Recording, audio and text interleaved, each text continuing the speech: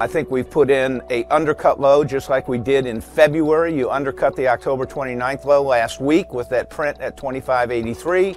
If that low holds up, I think you've started the Santa Claus rally. I agree with Deborah. I actually don't think the 2 to 5s or 3 to 5s or even the 2 to 10s is the right yield curve. I don't think the economy is going to slow that much.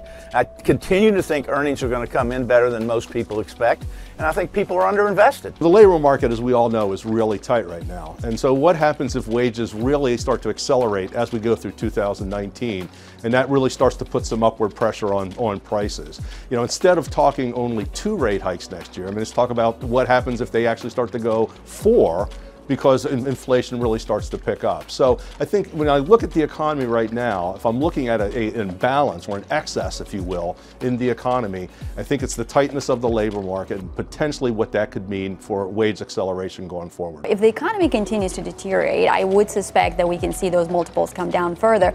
But I think right now what's really in focus is 2019 earnings and the fact that consensus is still calling for a pretty high number. Globally, we're looking for 8% earnings growth, and given the economic slowdown that we're seeing, given the tightening that we're seeing, given the yield curve developments in the United States, and of course not to mention trade wars, I think that 8% EPS number for 2019 looks a little bit high. So that's what I'm watching really closely, is what happens to earnings revisions, because at this point I think that's what's going to drive market more than valuations. Until we get away from that stagflation mindset, it's going to be very difficult for this market to advance, I think, on a sustained basis.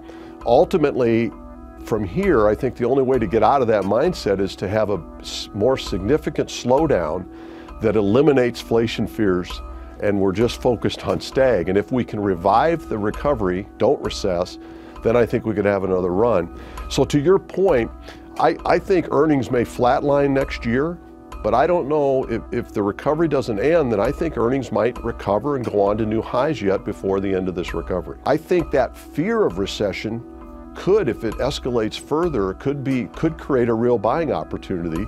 If people are wrong and we don't recess, they might give assets away at very cheap prices, on their fears. And if that isn't realized, there could be that one great buying opportunity left.